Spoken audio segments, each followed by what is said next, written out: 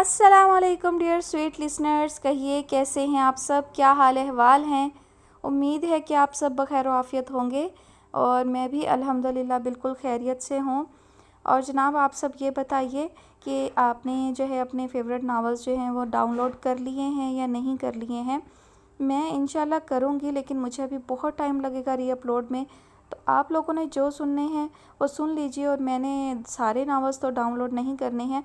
बहुत जो most favourite novels रहे हैं आप लोगों के, वही जो है मैं रीअपलोड करूँगी। तो आप सब जो है वो अपने पसंदीदा नावल्स को जो है वो डाउनलोड कर लीजिए, फिर बाद में मुझसे गिला मत कीजिएगा, ठीक है। और इसके अलावा मैं कोशिश कर रही हूँ कि वीडियो को जो है वो थोड़ा सा डिफरेंट बनाऊँ, ताकि बार बार इस तरह का मसला जो है वो हमारे साथ पेश ना आए और दोबारा से ये सारी जो है वो सरखपाई ना करनी पड़े। स्क्रीनशॉट्स लगाना तो बिल्कुल भी आसान काम नहीं है, ख़ास तौर पर तवील नावल्स का।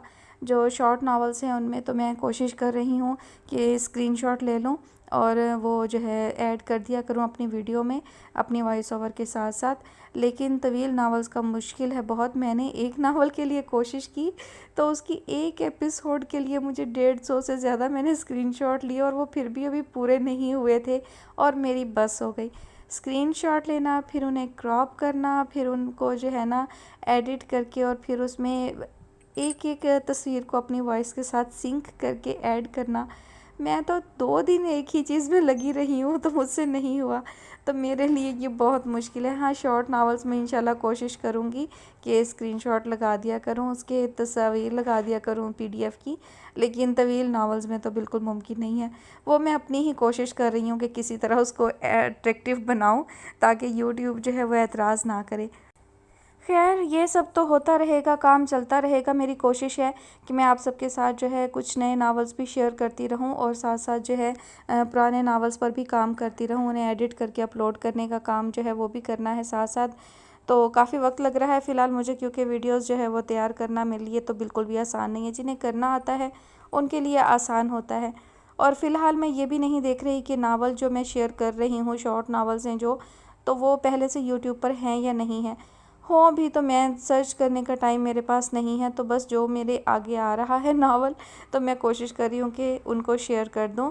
अगर वो पहले से अपलोड हैं, आपने सुने हुए हैं, तब भी कोई बात नहीं है, गुजारा कीजिए। फ़िलहाल जब तक चैनल का मसला मेरा हल नहीं हो जाता, मैं सारे काम नहीं कर लेती, तब तक आप जो है बस कहानियों पर कंप्रोमाइज़ कीजिए, जैसी भी मिल जाएँ सुनने के लिए आप लोगों को। उसके बाद इंशाल्लाह जब सारे मसले हल हो जाएंगे तो मैं दोबारा से जो है वो अच्छी तरह से सारी चीज़ें देख के फिर कोई तवील नावल जो है वो शेयर करूँगी। फ़िलहाल जो है वो शॉर्ट स्टोरीज़ पर गुजारा करें आप लोग, और पुराने नावल्स जो अपलोड करूँगी उन्हें दोबारा सुन लीजिएगा। तो चलिए, बातें बहुत हो गई हैं, बढ़ते हैं आज की कहानी की जानिब कि मैं आज आपके लिए कौन सी कहानी लाई हूँ। तो कहानी का नाम है मन आजज़म मन बेकसम, और इसकी मुसन्निफ़ा हैं उम्मे तैफूर, और ये कहानी 2 से 3 एपिसोड में मुकम्मल हो जाएगी। तो आज आप सुनने जा रहे हैं इसकी किस्त नंबर 1। रात बेहद सर्द और तारीक थी। तारे कोहरे के लिबादे में मुँह छुपाए पड़े थे। गीदड़ों की भभकारती आवाज़ें बेहद करीब महसूस हो रही थीं, पर उसके पैर थमे नहीं थे। वो बेखुद सी आगे बढ़ती जा रही थी। उसके हर एहसास पे इस वक्त बेहिसी गालिब थी। सोचने समझने की तमाम सलाहियतें उसके बेकल पैरों से लिपटी घिसटती जा रही थीं, जैसे उसके पैर पड़ के उसे इंतहाई कदम उठाने से रोक लेना चाहती हों।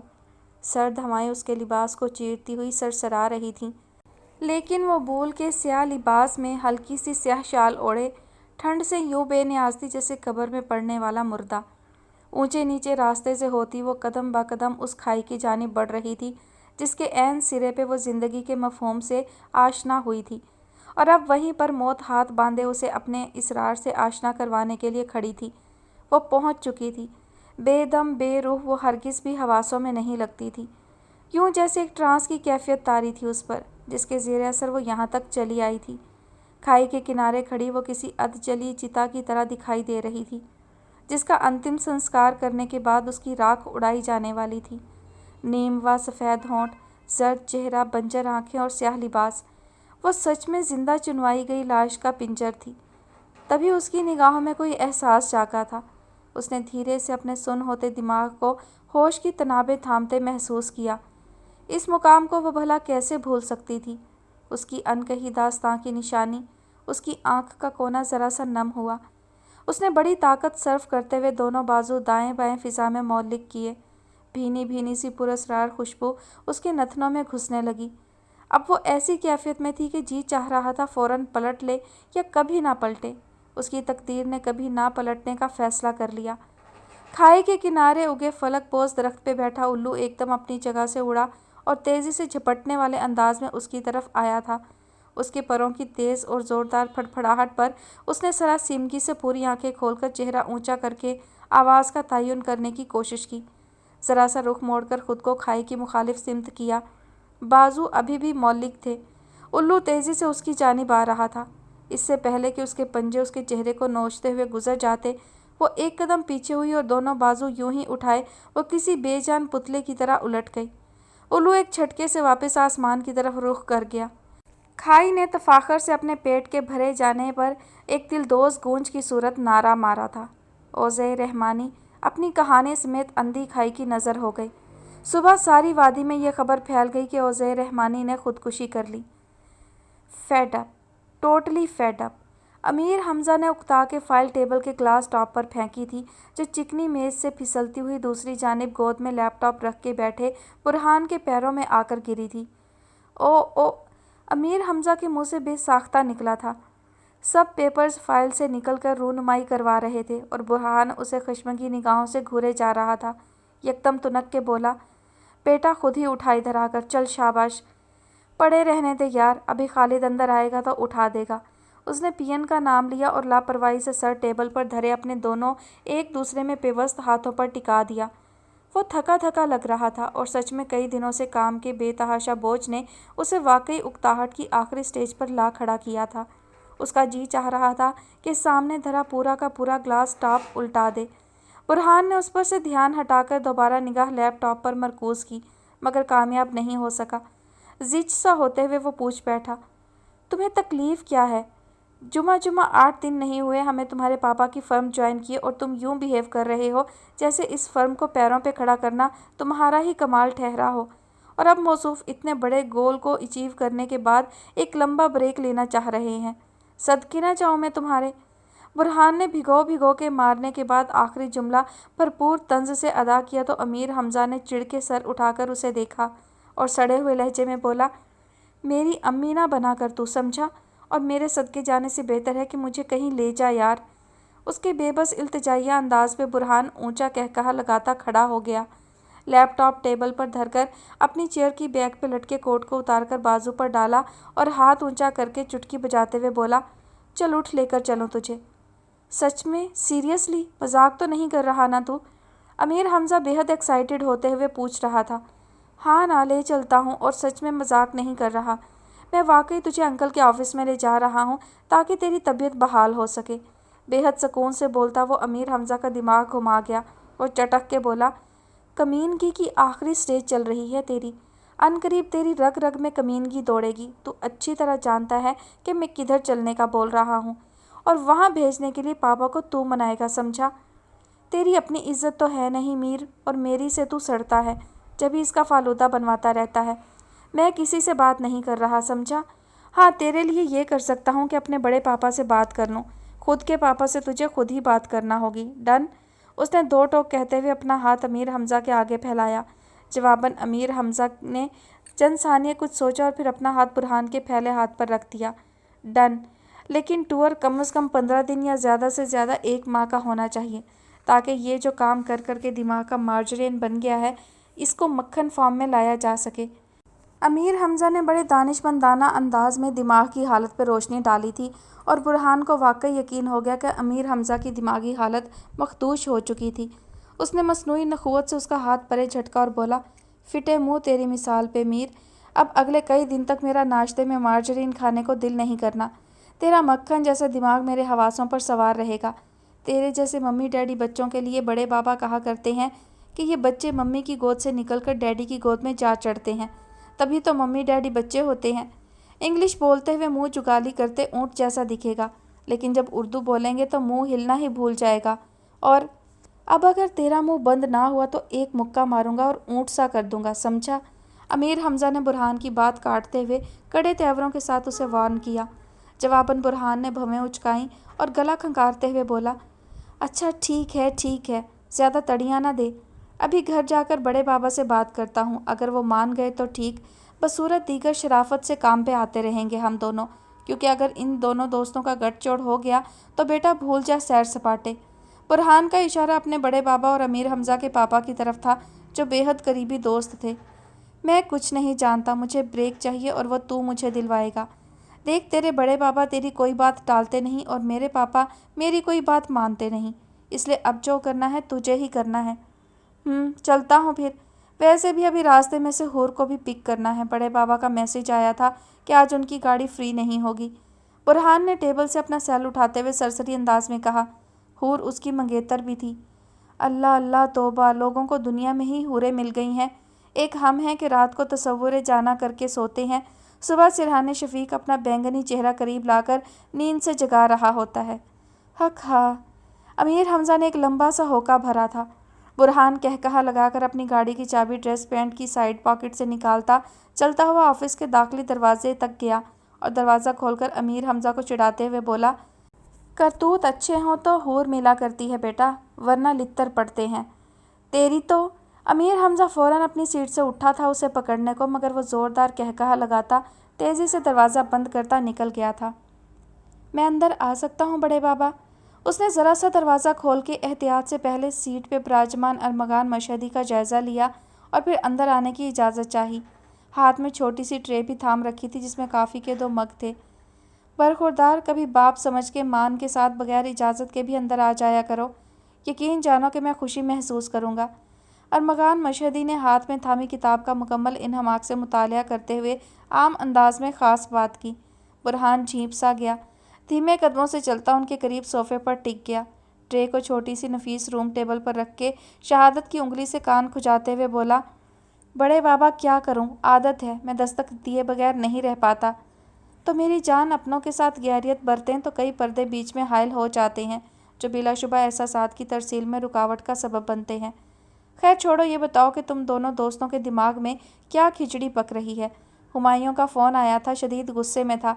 कह रहा था कि इन लड़कों को 4 दिन ऑफिस आते नहीं हुए और सैर सपाटों की फ़िक्र पड़ गई। क्या मामला है ये? तफसील से बताते हुए अरमगान मशहदी ने कॉफ़ी का मग उठाया और हल्के फुल्के अंदाज में दरियाफ्त किया। एक तो ये मीर भी ना, बुरहान हौले से बड़बड़ाया। बोला भी था इस खबीस को कि पहले मुझे बात करने दे बड़े बाबा से, फिर अपने पापा से बात करे, पर हद से ज़्यादा बेसब्रा है। असल में बड़े बाबा वो कुछ दिन का ब्रेक चाह रहा है। मैंने तो कहा भी था कि अभी ज़रा सांस लो, पर आप मीर को जानते हैं ना, जो तय कर ले उससे नहीं हटता। उसी के सर पर तफरीह का भूत सवार हुआ है, वरना मेरा तो आपको पता ही है कि मैं ऐसे शौक़ नहीं पालता। वो ठीक कह रहा था, उसकी तबीयत में चौंचाली हरगिज़ नहीं थी, बल्कि उसे तो ऑफिस के अलावा कहीं भी भेजने के लिए बाकायदा मिन्नतें करनी पड़ती थीं। हूर को उससे हमेशा से यही शिकायत थी कि वो कभी भी उसे लेकर कहीं नहीं गया, जबकि हूर सैर व तफरीह की दिलदादा। और अरमगान मशहदी को अच्छा लगता था जब बुरहान अमीर हमज़ा के साथ ही सही कहीं की खाक छानने निकलता था। इस वक्त भी उन्होंने पूरी बात तहम्मुल से सुनकर उसे ऐनक के पीछे से मुस्कुराती नज़रों से घूरा और बोले, तो पालो ना ऐसे शौक़, ये कौन सा हाथी पालने जैसा है। बुरहान बेटा, आया जाया करो कहीं, नहीं तो तुम्हें यूं काम में मगन और गुम चुप सा देख कर मुझे ये एहसास होता है जैसे मेरे प्यार में कोई कमी रह गई। मैं अपने छोटे भाई की औलाद को वो मोहब्बत नहीं दे सका जैसे उसके माँ बाप देते। वो आप दीदा से खामोश हो गए तो बुरहान फ़ौरन अपनी जगह छोड़कर उनके पैरों के पास आ बैठा और घुटने थामकर रसान से बोला, आपने ऐसा सोचा भी कैसे बड़े बाबा? मेरी तो सारी हस्ती आपके गिर्द मंडलाती है। मैं फैज़ान भैया से इस कदर करीब नहीं जितना आपसे आपकी बेलौस चाहतों का मैं कर्जदार हूँ। हाँ, मैं अपने मिजाज का क्या करूँ जिसमें मीर जैसे आदमी की सोहबत के बावजूद जौलानी पैदा नहीं हो सकी। अपनी बात मुकम्मल करके वो खुद भी हंस दिया और अरमगान मशहदी भी। वो दोनों ऐसे ही थे, एक अनदेखे सूत में बंधे जिसने दिल को दिल से जोड़ रखा था। वो एक दूसरे से बेहद करीब थे तो बिलाशुबा इसमें ज़्यादा हाथ अरमगान मशहदी का था, लेकिन बुरहान की उनके लिए मोहब्बत पे भी शक नहीं किया जा सकता था। बस तो फिर ये तय हुआ कि तुम भी ये महीना सैर व सियाहत को दो। काम सारी उम्र होते ही रहते हैं बुरहान। मैंने हुमायूं से भी कह दिया है। थोड़ी बकबक की उसने, फिर चुप हो गया। वैसे भी उसकी फ़िक्र मत करो, उसे संभालने के लिए मैं अकेला काफ़ी हूँ। उसका बस चले तो सोते में भी नए कॉन्ट्रैक्ट साइन करता रहे। तुम दोनों तैयारी पकड़ो। हाँ, जाना कहाँ है वो फाइनल करके मुझे बता दो, मैं पहले से ही इंतज़ामात करवा दूँगा। अब जाओ बरखुरदार, आराम करो और कल तक सब तय करके मुझे रिपोर्ट करो। मुझे ये किताब पढ़नी है। उन्होंने दो टोक अंदाज में कहते हुए गोया उस सारे प्रोग्राम पर मोहर लगाई थी। बुरहान के उकताए हुए तासुरात उन्हें बावर करवा रहे थे कि वो टाल मटोल से काम लेगा, इसीलिए उन्होंने बात मुकम्मल करके किताब चेहरे के आगे कर ली थी।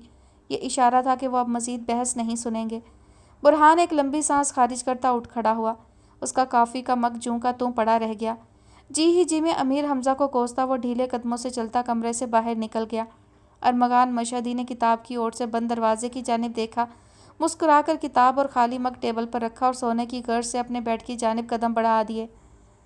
वो अभी अभी शाम की वॉक करके आया था और अब सुकून से आंखें मूंदे लॉन चेयर पर बैठा मौसम का मज़ा ले रहा था, जो अचानक से खुशगवार हो गया था। आज ऑफिस से भी वो जल्दी लौट आया था, हालांकि उसका मूड अभी मज़ीद बैठने का था, लेकिन अंकल हुमायूं ने उन दोनों की अपने ऑफिस में बुलवाकर तंज के शीरे में डूबे जुमलों से तवाज़ो की और ठीक आज से लेकर पूरे 1 माह तक की रुखसत इनायत कर दी। अब भले वो इसी वक्त आवारागर्दी करने निकल पड़ते या हफ्ते बाद, हुमायूं अंकल की नज़र में उनकी छुट्टी शुरू हो चुकी थी। अमीर हमज़ा तो छलांगे मारता ऑफिस से बाहर आया था, जबकि वो खुद बेहद बदमज़ा हुआ था। वो शुरू से खासा जिम्मेदार था और किसी की गैर जिम्मेदारी या लापरवाही का सेहरा उसके सर भी बांधा जाए तो ये कभी भी उसके लिए काबिल कबूल नहीं था। पढ़ाई ख़त्म करने के बाद उसका इरादा जॉब करने का था। अरमगान मशहदी ने उसे फ्री हैंड दिया था, भले वो उनका कारोबार संभाले या तजर्बे की गर्ज से नौकरी करे, उन्हें कोई एतराज़ नहीं था। लेकिन यहाँ पे हुमायूं अंकल आड़े आ गए। अमीर हमज़ा ने भी उसकी देखा देखी जब जॉब का शोशा छोड़ा तो हुमायूं अंकल को यह हरगिज़ गवारा ना हुआ कि अपनी फर्म के होते हुए उनका इकलौता बेटा किसी और की नौकरी करे, जबकि अमीर हमज़ा बुरहान के साथ ही जॉब करने पे बज़िद था। ऐसे में वो उन दोनों को ही ज़बरदस्ती घसीट के अपनी फर्म में ले गए। हुमायूं अंकल बड़े बाबा के बेहद करीबी दोस्तों में से एक थे, इसलिए बुरहान के लिए उनकी बात को टालना मुश्किल था, जबकि अरमगान मशहदी भी उनके हमनवा हो गए।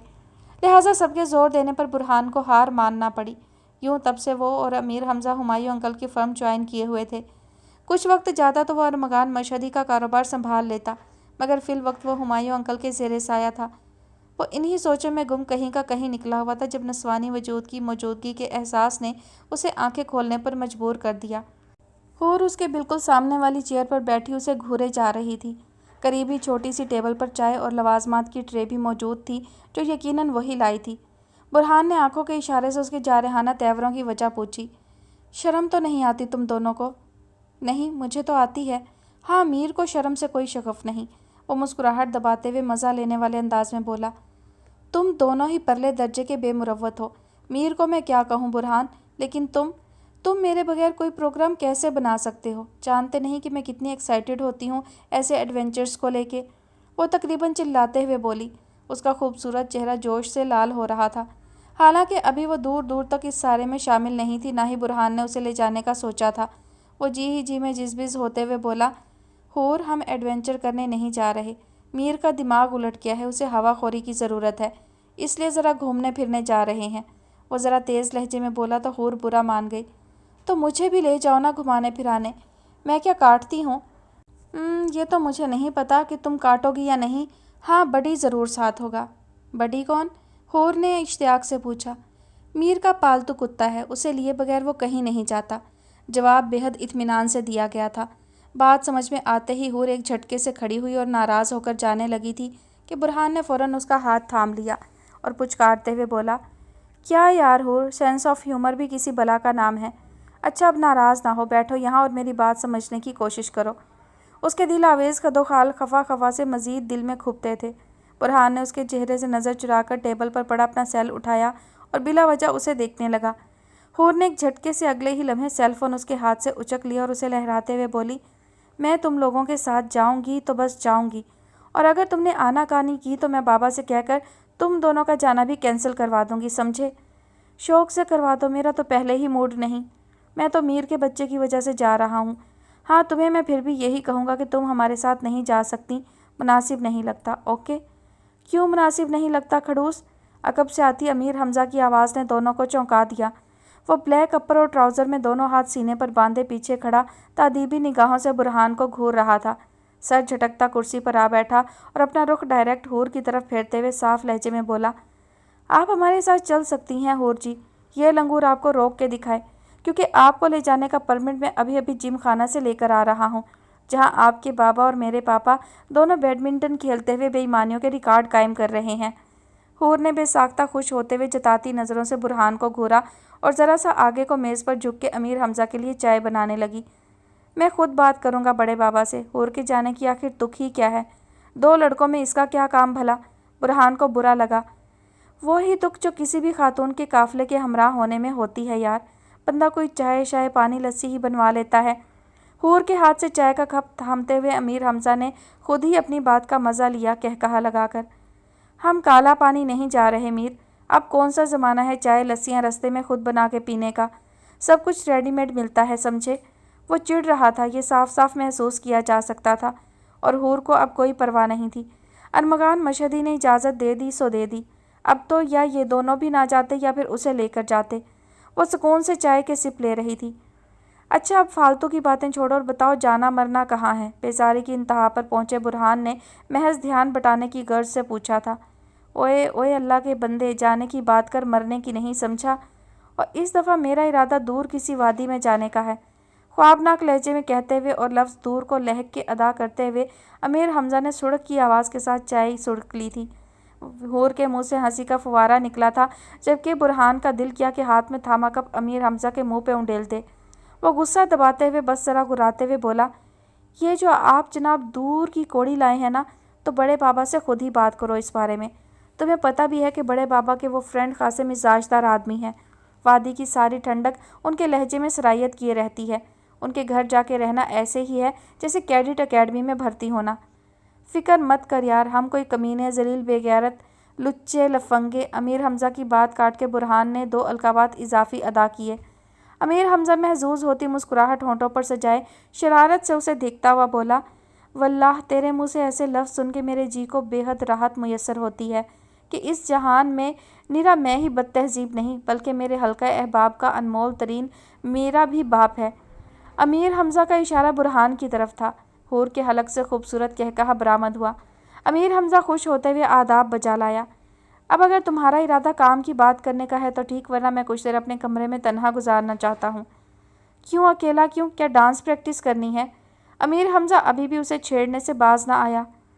कल मेरे मामा बाबा की बरसी है, 17 साल हो जाएंगे उन्हें इस दुनिया से गए। मैं खुद को बहुत आज़रदा महसूस कर रहा हूँ। हंसता बोलता माहौल एकदम बदल गया। बुरहान का चेहरा खतरनाक हद तक संजीदा हो गया था। अमीर हमज़ा भी संभल कर बैठ गया। टेबल पर चाय की प्याली रख कर अपने घुटनों पर कोहनियाँ टिकाकर बगौर बुरहान को हमदर्दी से देखने लगा। हूर ने फ़ौरन बर्तन उठाए और तेज़ कदमों से अंदर चली गई। बुरहान जानता था कि वो खानसामा से अभी बेहतरीन खाना बनवाएगी, थोड़ा मस्जिद में भिजवाएगी, बाकी खुद ड्राइवर और खानसामा के साथ जाकर कुछ दूर वाक़ कच्ची बस्ती में बांट आएगी। ये उसका हर साल का मामूल था जो वो ख़ास बुरहान के लिए अपनाए हुए थी। यार मैं सोच रहा हूँ कि दूर किसी वादी में जाने के बजाय ये हमसाए में ना जाया जाए, एडवेंचर भी हो जाएगा। कब की यह कोठी खाली पड़ी है, अब तो उस कोठी का चौकीदार भी नौकरी छोड़ गया। अजीब बेफिक्रे लोग हैं, इतनी पुरशिकवा रिहाइश को वीरान होने के लिए रख छोड़ा है। काश काश मुझे पता चल जाता कि ये कोठी तुम लोग बेचने वाले हो तो कभी भी हाथ से जाने ना देता। ऐसी शानदार कोठी और नाकदरों के हाथ लग गई। बुरहान के अंदरूनी एहसासात से बेखबर अमीर हमज़ा महज उसका ध्यान बटाने की खातिर अनजाने में उसे एक और तकलीफ़देह सानहे की याद दिला गया था। उसकी लाल भीगी आंखें बिल्कुल साथ वाली कोठी के लान में आगे लीची के पेड़ पर जमी थीं।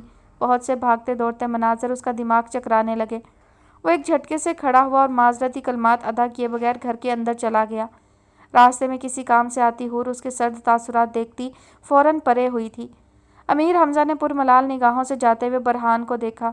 उसके दिल को अफसोस ने घेर लिया। नाहक ये मौजू छेड़ दिया। अब कल सुबह से पहले बुरहान कमरे से निकलने वाला नहीं था। उसने टेबल से गाड़ी की चाबी उठाई और बोझल दिल लिए वहाँ से उठ गया।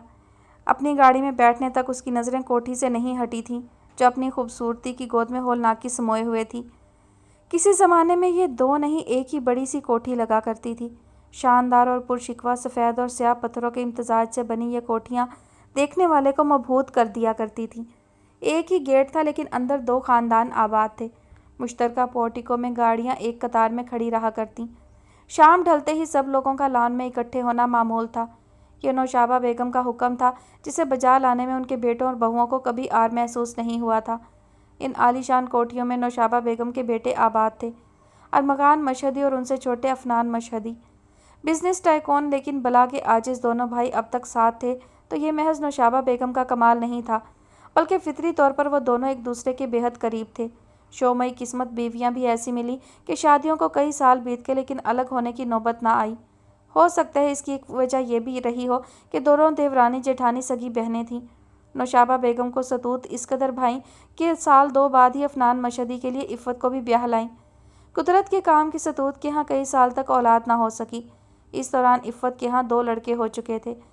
शादी के 7 साल बाद अल्लाह ने सतूत की गोद में हूरों सी बेटी उतार दी। वो सच में इतनी खूबसूरत थी कि उसको देखते ही नौशाबा बेगम के मुंह से बेसाख्ता निकला, मेरे अरमगान को तो अल्लाह ने हूर से नवाज दिया। और अरमगान मशहदी ने अपनी बेटी को यही नाम दे दिया, हूर मशहदी। हूर घर भर की जान थी कि एक तो वाहिद बच्ची, ऊपर से बला की दिलकश। इफ़्फ़त के दोनों बेटे इस शीशे की गुड़िया के दीवाने थे। बड़ा बेटा फैज़ान 6 साल का और छोटा बुरहान 3 साल का था। दोनों के हाथ चाबी वाली गुड़िया आ लगी थी। जी भरता ही ना था उन दोनों का। हूर भी उन दोनों से इस कदर हिल गई थी कि हमक हमक उन्हीं के पास जाती। माँ के पास तो वो बस रात में पाई जाती। बड़े भले दिन थे जो अपना पता दिए बगैर निकल गए। हूर 4 साल की हो चुकी थी जब सतूत दोबारा उम्मीद से हुई। नौशाबा बेगम के तो पाँव ज़मीन पर ना टिकते थे। इस दफ़ा पोते के लिए बड़ी मन्नतें मुरादें मान रखी थीं। खुद सतूत भी फितरी तौर पर बेटे की ख्वाहिशमंद थी। हाँ, अरमगान मशहदी को अभी भी हूर के अलावा कुछ नहीं दिखता था। वो एक अनदेखे वजूद के लिए बेटी को हरगिज़ नज़रअंदाज नहीं कर सकते थे। उसमें ही उनकी जान बंद थी। बकर ईद सर पर थी। बुरहान को अच्छी तरह याद था कि वो लोग कुर्बानी के जानवर लाने के लिए कितने बेचैन थे। अफनान मशहदी बदलते मौसम की लपेट में आए हुए थे। कितने दिन हो गए थे, ना बुखार जान छोड़ता था, ना नज़ला ज़ुकाम। उन्हीं की वजह से अभी तक वो लोग जानवर नहीं खरीद के ला सके थे, वरना ईद से 10-15 दिन पहले इन कोठियों के मुश्तरका लान में कुर्बानी के जानवरों की रौनक लग जाती थी। अब तो ईद में भी सिर्फ 4 रोज़ रह गए थे। बच्चों ने अलग नाक में दम कर रखा था। मजबूरन अरमगान मशहदी नौशाबा बेगम के मजबूर करने पर बच्चों के हमरा मंडी चले गए। साथ में गार्ड को भी गाड़ी में बिठा लिया और यही उनकी ज़िंदगी की फाश गलती थी। 5-6 घंटों के बाद जब उनकी वापसी कुर्बानी के जानवरों के हमरा हुई तो उनका अपना घर ज़बी खाना बना हुआ था। उनके सब प्यारे कुर्बान हो चुके थे। गेट से अंदर दाखिल होते ही उन सबको खून ही खून दिखा था। बुरहान ने इतना खून उस वक्त भी नहीं देखा था जब खटाखट उनके कुर्बानी के जानवरों की गर्दनों पर छुरियां चला करती थी। उस वक्त वो महज 7 साल का बच्चा था, लेकिन सूरत हाल का पूरा इदराक रखता था। उसके जहन में आज भी एक एक मंजर तमाम जुज़ियात के हमरा नक्श था। लंबे चौड़े कार पोर्च में खून से लुथड़े जूतों के निशान। सबसे पहले उसकी नज़र कुल वक्ती मुलाजमा आसिया की लाश पर पड़ी। उसे याद नहीं था कि उसने कैसे फलांगा था उसे और अपनी माँ की तलाश में अंदर आया था। वो मारे खौफ के इस कदर थरथरा रहा था कि फौरी तौर पर अपनी माँ की गोद में छुप जाना चाहता था। उसकी आवाज़ हलक में घुटी हुई थी।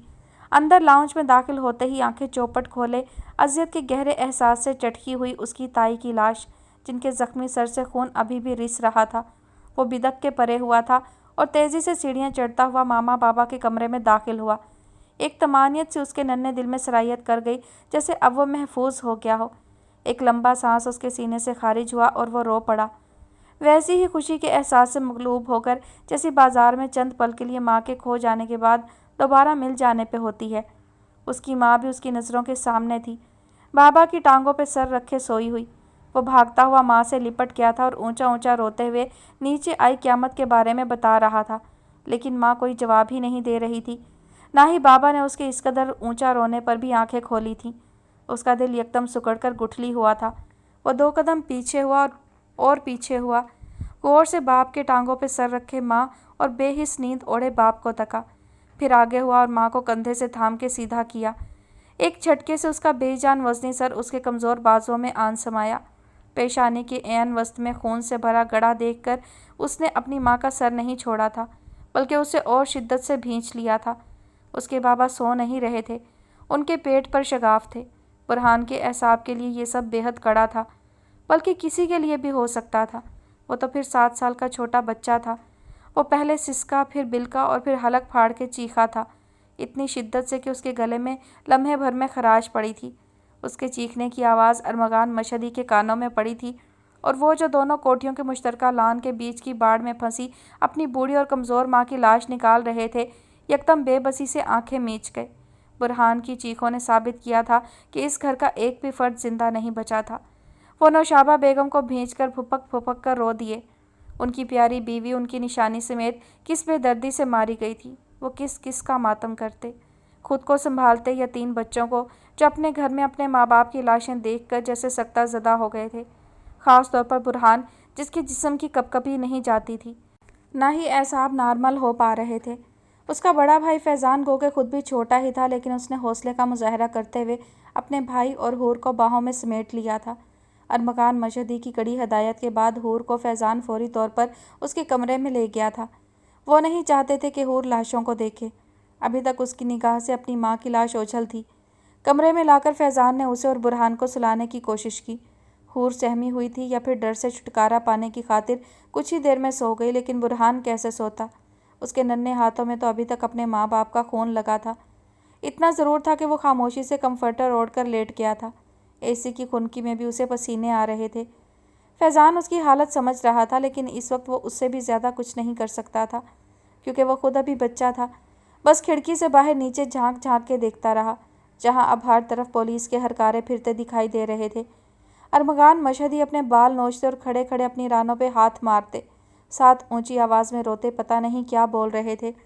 फैज़ान बस यकटुक उन्हें देखे जा रहा था। फिर उसने बारी बारी सब लाशें गेट से बाहर ले जाती देखीं। लाशों से टपकता लकीर की सूरत खून देखकर उसने खौफ से पर्दा छोड़ दिया। उसे मामा और बाबा याद आने लगे। यकदम बहुत शिद्दत के साथ वो वहीं दीवार के साथ कमर टेक कर बैठ गया और घुट घुट कर रोता चला गया। ये सानहा फैज़ान और बुरहान की शख्सियत पर बुरी तरह असरअंदाज हुआ था। पुलिस की तहकीकात के मुताबिक ये दुश्मनी का शाखसाना था। गो के घर का कीमती सामान भी गायब था, लेकिन साफ महसूस होता था कि महज इस वारदात को डाके का रंग देने की खातिर कीमती अशिया पर हाथ साफ किया गया है, वरना आने वालों का असल मकसद कत्लो गारत ही था। अरमगान मशहदी के दिमाग की रग रग दुख चुकी थी, लेकिन उन्हें अपना कोई ऐसा दुश्मन नज़र नहीं आ रहा था जो इतनी सफाकियत से उनके घर वालों को मौत के घाट उतारता। बिजनेस राइवल होता तो कारोबार में डबोता। ख़ानदानी दुश्मनी उनकी किसी से ना थी, तो फिर कौन, क्यों? और इन सवालों के जवाब पता करने में पुलिस को एक तवील अरसा लगा। जिन दिनों अफनान मशहदी शदीद बीमारी की लपेट में थे, दर हकीकत वो बाला ही बाला बहुत ख़तरनाक बंदों से उलझ बैठे थे। मामला फैक्ट्री के लिए ख़रीदी जाने वाली ज़मीन से शुरू होकर उनकी मौत पर ख़त्म हुआ। जिस जगह अफनान मशहदी फैक्ट्री लगाना चाह रहे थे, उस ज़मीन की पूरी कीमत की अदायगी के बावजूद उसके दावेदार पैदा हो गए थे। बकौल उनके ये ज़मीन वो कब के ख़रीद चुके हैं। उन्होंने अफनान मशहदी को धमकियां देनी शुरू कर दी कि ये जगह फ़ौरन खाली की जाए या उन्हें इसकी कीमत चुकाई जाए। अफनान मशहदी डट गए और दोनों ऑप्शंस पर अमल दरामद करने से इनकार दुश्मनी को हवा दे गया। बात इस हद तक बिगड़ी कि एक दफ़ा घर वापसी पर अफनान मशहदी पर कातिलाना हमला करवाया गया, मगर वो बच गए। उसके बाद शदीद बीमारी ने उन्हें बहुत दिन तक घर रहने पर मजबूर कर दिया। दुश्मन जो बाहर ताक में बैठा उकता चुका था, घर के अंदर घुसकर सबको मार गया। अरमगान मशहदी और बच्चे किस्मत से बच गए। ये तमाम किस्सा खुलने से अरमगान मशहदी के ज़ख्म खुल गए थे, जिन पर मुश्किल खुरंट जमी थी। उन्होंने एड़ी चोटी का जोर लगा डाला, तमाम इख्तियारात इस्तेमाल कर डाले, मगर कातिल असर व रसूख भी रखते थे और सफ़ाक दिल भी। अरमगान मशहदी को तीनों बच्चों की ज़िंदगी अजीज़ थी, जो उनकी कुल कायनात थी। भला अब उनके पास बचा ही क्या था। और यूँ उस किस्सा पर गर्द पड़ती चली गई। अरमगान मशहदी को भी आते आते करार आ ही गया। वो बच्चों के वजूद में गुम होते चले गए। बच्चे छोटे थे और मुद्दतों सहमे भी रहे। बड़ा वक्त लगा उन्हें दोबारा नॉर्मल ज़िंदगी की तरफ लौटने में। हूर के पास तो फिर बाप था। फैज़ान और बुरहान तो दोनों के साए से महरूम हो चुके थे। अरमगान मशहदी की पूरी कोशिश होती कि दफ्तर से जल्दी उठकर घर आ जाएं और ज़्यादा से ज़्यादा वक्त बच्चों के साथ बिता सकें, लेकिन जब भी वो घर पहुंचते, बुरहान हमेशा उन्हें अपनी कोठी के ही किसी कोने खुदरे में बैठा हुआ मिलता। अपने माँ बाप के कमरे में दो जानू बैठकर बेड से सर टेकते ज़ारो ज़ार रोता, जबकि अरमगान मशहदी ने सख्ती से मना कर रखा था दोनों भाइयों को उस हिस्से में जाने से। फैज़ान तो नहीं जाता था और बुरहान बाज नहीं आता था। ये सूरत हाल अरमगान मशहदी के लिए बहुत तकलीफ दे थी। उन्हें डर था कि कहीं बुरहान नफसियाती मरीज़ ना बन जाए। इसका हल उन्होंने ये निकाला कि अफनान मशहदी मरहूम की कोठी बेचने का फ़ैसला कर लिया। कोठी बिक गई। दोनों कोठियों के दरमियान दीवार उठवा दी गई और बुरहान का वहाँ जाना हमेशा हमेशा के लिए ख़त्म हो गया, क्योंकि मालिकान कोठी खरीदकर खुद कनाडा वापस चले गए। अरमगान मशहदी ने सारा पैसा दोनों भाइयों के नाम से अकाउंट में जमा करवा दिया और यूँ इस खौफनाक और होलनाक हादसे की आखिरी कड़ी भी टूट कर वक्त की रेत में खो गई। کہنے کو 17 سال بیت گئے، لیکن وقت ہمیشہ ثبت کرتا ہے اپنے تمام نقوش، جو اس قدر پائیدار ہوتے ہیں کہ روندے ہوئے مسافر پہ گزری واردات کا تاعمر پتہ دیتے ہیں۔ ارمغان مشہدی نے اپنا آپ بھلا کے اس گزرے زمانے کی باقیات کو کفن اڑھایا تھا، لیکن نہ جانے کہاں کمی تھی کہ کفن میلا نہیں ہوتا تھا۔ بظاہر سب کچھ پرسکون تھا، سیٹ تھا، پر کچھ تھا، اور وہ کچھ سب سے زیادہ برہان کو ستاتا تھا۔ آج بھی ارمغان مشہدی آدھی رات کو لان کی تاریکی میں ایک حیولہ دیکھتے تھے جو بے چان سا ٹہلے جاتا تھا اور پھر تھک ہار کر سنگی بینچ پر بیٹھ جاتا، جس کا رخ عفنان مشہدی مرحوم کی سابقہ کوٹھی کی طرف تھا۔ وہ رات ارمغان مشہدی کی بھی کانٹوں پر لوٹتے گزرتی۔ انہوں نے اپنے دونوں بھتیجوں کی پرورش میں رتی کسر نہیں چھوڑی تھی۔ دونوں اعلیٰ تعلیمی اداروں سے فارغ التحصیل تھے، جیسا چاہا پڑھا، جو چاہا پڑھا۔ فیضان MBBS کر کے اسپیشلائزیشن کے لیے باہر چلا گیا تھا اور اب وہیں پریکٹس کر رہا تھا۔ وہ بے حد سوبر اور مربوط شخصیت کا مالک تھا۔ بچپن کے بیتے حادثات نے اس پہ جو بد اثرات چھوڑے تھے، وہ بڑے ہونے تک کافی حد تک ان پر قابو پا چکا تھا۔ کچھ اس کی فیلڈ اتنی ٹف تھی کہ اسے دھیان بٹانے کے لیے بہت محنت نہیں کرنی پڑی، لیکن برہان کے ساتھ معاملہ بالکل الٹ تھا۔ برہان 24 سال کا بھرپور مرد ہوتے ہوئے بھی آج تک اس حادثے کی لپیٹ میں تھا، اس سانحے کے ساتھ نفسیاتی طور پر بند کیا تھا۔ گو کہ اب وہ محسوس کم کرواتا تھا، لیکن جو ایک مخصوص خلا اس کی ذات میں پیدا ہو چکا تھا، اس خلا میں اب بھی سسکیوں اور آہوں کی باز گشت تھی۔ دونوں بھائی بے حد جاذب نظر اور ہینڈسم تھے، اوپر سے بہترین جامہ زیبی چار چاند لگاتی تھی۔ ارمغان مشہدی تینوں کو دیکھ دیکھ جیتے تھے، اور اس مثلث کا تیسرا کونا حقیقی حور کی شکل میں سارے گھر کی رونق مٹھی میں لیے ہوئے تھا۔ حور مجسم خوبصورتی تھی، وہ اب ننھی پری نہیں بلکہ سراپا رعنائی تھی، ایڈونچرز کی دلدادہ تھی اور سیر و سیاحت کی شوقین۔ ہر وقت کہیں نہ کہیں کا پروگرام بنائے رکھتی تھی اپنے دوستوں کے ساتھ۔ کبھی کبھار تو ارمغان مشہدی اجازت دے دیتے تو کبھی ہری جھنڈی دکھا دیتے۔ ایسے میں حور کے پاس ایک ہی ہتھیار ہوتا اور وہ برہان کے ہمراہ درخواست دے کر حاضر خدمت ہو جاتی اور اپنی منوا کے دم لیتی، کیونکہ وہ جانتی تھی کہ ارمغان مشہدی اپنے دونوں بھتیجوں کی کہیں نہیں ٹالتے۔ برہان ویسے بھی کم گو تھا، اگر وہ کسی کے ساتھ ضرورت سے زیادہ بولتا تھا تو وہ صرف دو انسان تھے، ایک ارمغان مشہدی تو دوسرا اس کے بچپن کا دوست امیر حمزہ۔ دونوں بچپن سے ساتھ تھے، والد بھی دوست تھے، اس لیے گھروں میں بھی آنا جانا تھا۔ ایک ہی تعلیمی ادارے سے MBIT کر کے جاب کرنے کے خواہاں تھے، لیکن بھلا ہو امیر حمزہ کے والد صاحب کا، جنہیں ہرگز یہ گوارا نہیں ہوا کہ اپنی فرم کے ہوتے ہوئے ان کا لاڈلا کسی اور کی جی حضوری کرے۔ بقول امیر حمزہ کے، پاپا کو یہ برداشت نہیں ہوا کہ میں ان کے بجائے کسی اور کے جوتے کھاؤں، اور امیر حمزہ کے لیے لازم تھا کہ وہ اپنے ساتھ برہان کو بھی گھسیٹے۔ سو آج کل دونوں ہمایوں خاندانی کی فرم کو رونق بخشے ہوئے تھے۔ 4 دن لگے تھے اور برہان کے مزاج کو آفس کا ماحول موافق آنے لگا۔ ویسے بھی وہ فطرتاً ذمہ دار تھا، جس کام کو اپناتا تو پھر پوری تندہی کے ساتھ کرتا تھا، جبکہ امیر حمزہ اس سے الٹ تھا، کسی بھی چیز سے یکدم جی اچاٹ ہوتا تھا اس کا، پھر نہ وہ موقع محل دیکھتا تھا اور نہ مصلحت سے کام لیتا، فوراً سے پیشتر جان چھڑاتا، جیسا کہ یہاں کام کرتے کرتے اس کا جی اکتا گیا تھا اور وہ کڑیاں تڑوا کر بس نکل بھاگنے کو تھا۔ حالانکہ اسے معلوم تھا کہ اس کے پاپا اتنی جلدی ریلیف دینے والوں میں سے نہیں، لیکن وہ بھی انہی کا بیٹا تھا، واپس بھلے یہیں آنا تھا، پر فی الحال وہ جا رہا تھا ہر قسم کی ٹینشن سے پاک، دور پہاڑوں سے گھری خوبصورت وادی کی اور، جہاں تقدیر اسے اس کسی کی زندگی کے لیے بہت بڑا امتحان بنا کے لے جا رہی تھی۔ وہ جب پیدا ہوئی تو اس کی ماں کینسر کی لاسٹ سٹیج پر تھی، کچھ اس کی ماں کی کاوشیں اور کچھ قدرت کی منظوری کہ وہ اس دنیا میں چلی آئی، وگرنہ ڈاکٹرز نے تو سختی سے منع کیا تھا۔ ایک ایسی مریضہ جسے کینسر تشخیص ہوا ہو اور وہ بھی لاسٹ سٹیج کا، اس کا بچہ پیدا کرنا وہ بھی بالکل صحت مند، یہ بات ڈاکٹرز کے لیے بھی بے حد حیرت انگیز تھی۔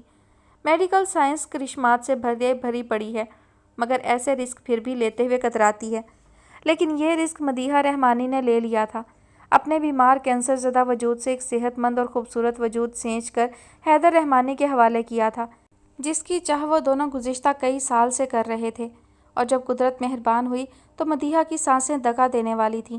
کتنے خواب دیکھ رکھے تھے ان دونوں نے اپنی اولاد کے لیے۔ شادی کو کئی برس گزر جانے کے باوجود اس جوڑے کی شدتوں میں کمی نہیں آئی تھی، دونوں کو بچے کی چاہتی پر آس نہیں بندھتی تھی۔ اس کے باوجود حیدر رحمانی اپنی قسمت پر نازاں تھے، کیونکہ مدیحہ جیسی شریک حیات پا لینے کے بعد انہیں زندگی مکمل لگتی تھی۔ وہ تو مدیحہ کو بھی بچے کے لیے اداس نہیں ہونے دیتے تھے، اور پھر یکدم ہی جیسے سوکھے دھانوں میں پانی پڑا تھا، معمول کی واک کرتے سر چکرایا، لڑکھڑانے سے پہلے ہی حیدر رحمانی نے تھام لیا، فکر مند سے وہیں سے اپنے دوست کے گھر لے گئے جو چند فرلانگ کے فاصلے پر تھا۔ ان کی بیگم لیڈی ڈاکٹر تھیں اور گھر میں بھی کلینک چلاتی تھیں۔ حیدر رحمانی نے ابھی چائے کا کپ ختم نہیں کیا تھا کہ دوست کی بیگم مدیحہ کو تھامے ان کے پاس لے آئیں اور جو خوشخبری سنائی اس کی تصدیق مدیحہ کا تابناک چہرہ کر رہا تھا۔ دوست نے اٹھ کر حیدر رحمانی کو گلے سے لگا لیا تو بے ساختہ ان کی پلکیں بھیگ سی گئیں۔ گھر لاتے ہی حیدر رحمانی نے مدیحہ کو پھپھولا بنا کر بیڈ پر لٹا دیا اور پھر جس طرح اچانک ہی راہ چلتے انہیں یہ خوشخبری ملی تھی، بالکل ویسے ہی حمل کا دوسرا ماہ شروع ہوتے ہی انہیں مدیحہ کی بیماری کا پتہ چلا تھا۔ معمول کے چیک اپ کو جانے والی مدیحہ نے ڈاکٹر شمع زبیر کو ٹھٹکا دیا تھا۔ انہوں نے فوراً سے پہلے کچھ ٹیسٹ لیے تھے اور رپورٹس دیکھتے ہی ان کی آنکھوں میں جو تشویش اتری تھی اس نے مدیحہ کو اپنے بچے کے حوالے سے فکر مند کر دیا تھا۔ ان کی سبک اور نرم روح مدیحہ کی خوشیوں کو موت کا گرہن لگ گیا تھا۔ مدیحہ کا کینسر آخری سٹیج پر تھا، یہ بات اس سے چھپانے کا کوئی فائدہ نہ تھا، اسے بتانا ناگزیر تھا، تبھی تو علاج کے لیے اسے رضامند کیا جا سکتا تھا اور اس سے بھی پہلے ابارشن کے لیے۔ ریڈیشن تھراپی بچے کے لیے بے حد نقصان دہ ہو سکتی تھی، اس لیے بچے کو ضائع کرنا ضروری تھا، اور یہ بات جب مدیحہ کو پتہ چلی تو اس نے واویلا کرنے کے بجائے پرسکون رہتے ہوئے ڈاکٹر سے صاف صاف لفظوں میں پوچھا تھا کہ اس علاج کے باوجود اس کے زندہ رہنے کے کتنے فیصد چانسز ہیں، اور جواب میں ڈاکٹر کی آنکھوں میں اترتے مایوسی کے رنگوں کو پرکھ لیا تھا۔ وہ اس کی لفاظی پہ نہیں گئی تھی، وہ کسی بھی جھوٹی تسلی کے پیچھے اپنی اولاد نہیں مار سکتی تھی، اور یہ اس کا آخری فیصلہ تھا۔ حیدر رحمانی کی ناراضی کے باوجود مدیحہ ڈٹ گئی اور پوری توجہ سے اس ننھی کومپل کی آبیاری میں جت گئی جس کے اس دنیا میں آنے میں ابھی 6 ماہ باقی تھے۔ جس دن مدیحہ کے ہاں ولادت متوقع تھی، حیدر رحمانی جیسے برہنہ پا انگاروں پہ کھڑے تھے۔ ڈاکٹر زبیر آفاق سے انہوں نے پہلے ہی بات کر رکھی تھی کہ آپریشن کے فوراً بعد مدیحہ کا علاج شروع کر دیا جائے۔ جواب میں وہ بیچارے ایک بیچاری سی مسکان ہونٹوں پر سجائے انہیں دیکھ کر رہ گئے، وہ ان کی آس نہیں توڑ پائے تھے۔ اور پھر انتظار کے جاں گسل لمحات کے بعد حیدر رحمانی کے ہاتھوں میں گلابی شام سا نرمل وجود تھما دیا گیا، وہ ایک بچی کے باپ بن گئے تھے۔ مدیحہ اپنی دھن کی پکی نکلی، ان کی ہتھیلیوں کو محسوس ہوتا اچھوتا لمس انہی کے خون کا تھا، انہیں یقین کرنا مشکل ہو رہا تھا۔ بچی ان کے ہاتھ میں قسمت آئی اور ذرا سی آنکھیں کھول کر انہیں دیکھا۔ اس کی گہری سیاہ آنکھوں کی چمک دیکھ کر سب سے پہلا جو خیال ان کے دل میں اترا وہ ہرن کے نازک بچے کا تھا۔ انہیں سچ میں وہ ہرن کا بچہ لگی، نرم، نازک، سبک اور معصوم، اور اسی خیال کے زیر اثر حیدر رحمانی نے اپنی بیٹی کا نام لبوں سے ادا کیا، اوزے رحمانی۔ 3 ماہ اور 3 دن اوزے رحمانی کو اپنی ماں کی گود میسر رہی تھی۔ وہ 3 ماہ اور 3 دن مدیحہ رحمانی کی زندگی کا حاصل تھے۔ اس نے اس شدت سے اوزے پہ اپنی ممتا واری تھی کہ یوں لگتا تھا جیسے ساری تشنگی سیراب ہو گئی ہو۔ جب بھی وہ نماز کے لیے نیت باندھتی تو آنسوؤں کا سمندر بند توڑ کر اس کا گریبان بھگو دیتا۔ سجدے میں گر کر وہ رو رو کر ایک ہی فریاد کیے جاتی، اللہ بس تھوڑا سا وقت اور، اللہ بس تھوڑا سا وقت اور۔ لیکن مشیت کے آگے کل خلقت بے بس ہے، اس کی سانسیں گنی جا چکی تھیں۔ حیدر رحمانی کی اس کے علاج کے سلسلے میں کی جانے والی ساری بھاگ دوڑ لا حاصل ٹھہری۔ کینسر پورے جسم کو لپیٹ میں لیے اپنی فتح کا جھنڈا گاڑے کھڑا تھا۔ حیدر رحمانی کا بس چلتا تو وہ اپنی سانسیں مستعار دے دیتے، پر بس ہی تو نہیں تھا۔